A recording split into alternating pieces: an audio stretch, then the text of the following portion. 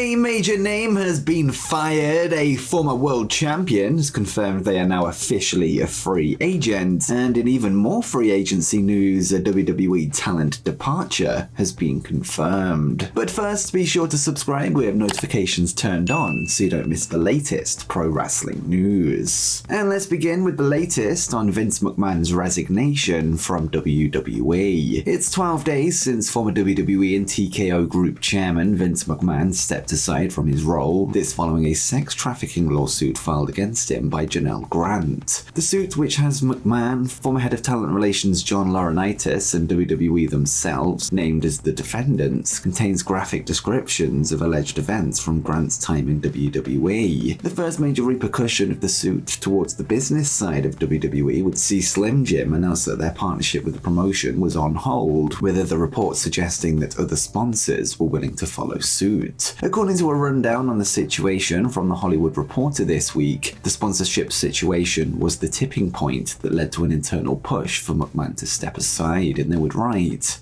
"Those concerns culminated the evening of January 26, when Ari Emanuel and TKO president and COO Mark Shapiro called McMahon and told him it would be in the best interest of the company for him to resign. He agreed and submitted his resignation."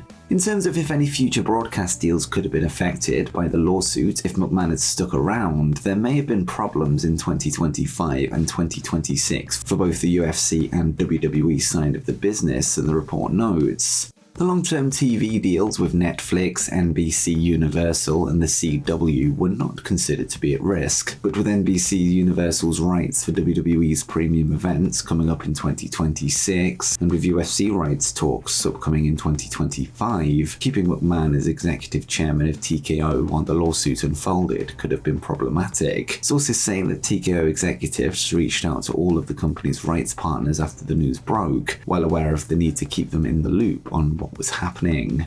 In a separate report regarding Vince McMahon, Vice News would speak with the lawyer of John Laurinaitis this week, where a statement was issued regarding the late Ashley Mazzaro, who was once a WWE wrestler. Following Ashley's death in 2019, her attorney would release a sworn affidavit in which she alleged a horrific incident at a US military base in Kuwait during WWE's tribute to the troops tour. It's claimed that an individual representing himself as a US Army doctor injected her with a paralyzing substance before raping her. After speaking to WWE management about the situation, Mazzaro stated that Vince McMahon and John Laurinaitis told her to not discuss the incident to protect WWE's relationship with the military. After the story became public, WWE would release a statement denying that there was ever such a meeting with Vince McMahon, Kevin Dunn, John Laurinaitis, or any other company executives in which Ashley told them of such a claim and was instructed to keep it quiet. With that said, in a fresh development from this week's Vice report, John Laurinaitis' lawyer confirmed that his client and other management figures in fact did know about the story at the time, which directly contradicts WWE's official stance. With that said, John's representatives did deny a cover-up took place. This revelation only raises more questions on why nothing was seemingly done to support Ashley Mazzaro at the time, and also after, and also raises more questions regarding the culture within the business side of WWE. And next up, the latest major AEW announcement has been confirmed. Heading into last night's episode of AEW Dynamite, the rumor mill would be abound with speculation on what Tony Khan's latest announcement could be, with most expecting the news to be something to do with the reported upcoming arrival of Mercedes Moné, the former Sasha Banks in WWE. This rumor would only ramp up when the TD Garden in Boston posted an upcoming event on their Facebook page that will see AEW Dynamite and Rampage be held in the venue in Mercedes' hometown on March 13th, reaffirming speculation that Moné was set for the first dance treatment given to CM Punk back in August 2021. Well, this rumor became a reality last night when Khan confirmed that AEW were heading back to the Garden next month with a special edition of Dynamite titled Big Business, with Mercedes being all but confirmed for the show without her name being mentioned. With that said, the graphic uses the word Boston a nod to Moné's WWE nickname The Boss, a phrase that is also listed as her current location on her X profile. Fightful Select have since released a report on the soon-to-be debut, confirming Mercedes has been on the AEW payroll since at least early January. They would then add that AEW did consider specifically announcing The Boss for the show outright, but chose against it, and Sean Ross Sapp would report.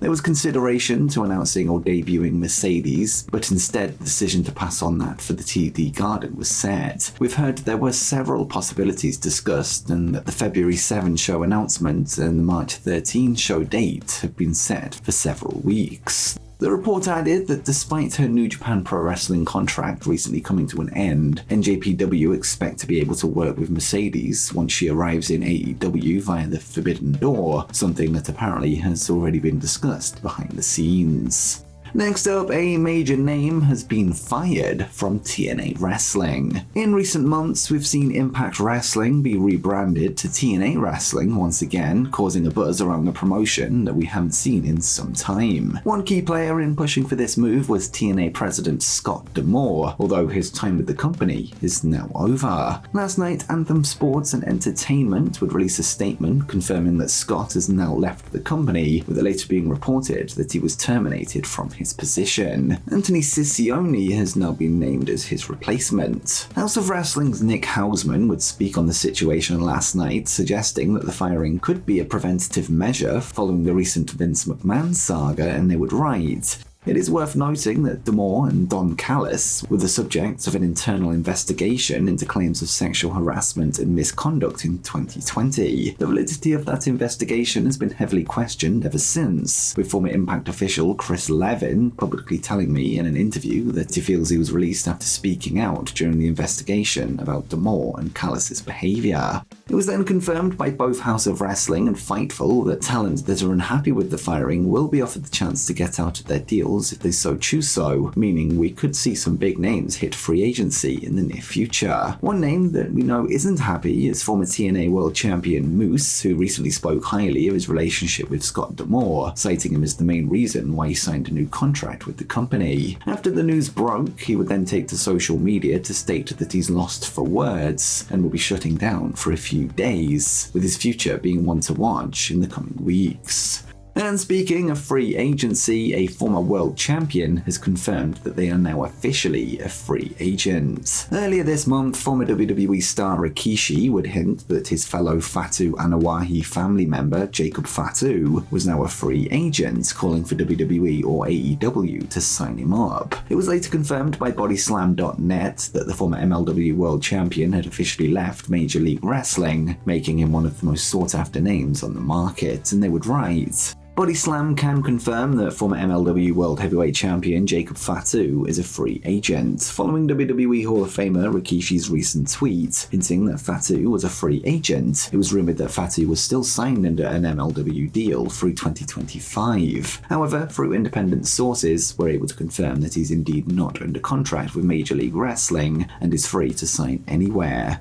Well, we now have an official confirmation from the man himself, as Fatu would speak on the Signed by Superstars livestream earlier this week to confirm that he's had his last match with MLW. Jacob's free agency is a big topic of discussion right now, with him no doubt having the potential to become a main event talent in any promotion, with his family links with Roman Reigns and the rest of the bloodline perhaps making WWE his ideal destination, although he would perhaps be able to benefit more by being his own man elsewhere. And next up, a WWE talent departure has been confirmed. Amari Miller would sign with WWE back in 2021, going on to be used on shows such as 205 Live and NXT Level Up, most recently wrestling in a 20-woman Battle Royal on the January 10th, 2023 edition of NXT, before she suffered a torn ACL the next month. Since her return to action this past December, she's only worked 3 matches, with her now finding herself parting ways with WWE. Taking to Instagram earlier today, Miller would confirm that her contract with the company has come to an end, with neither side choosing to extend it, and she would write,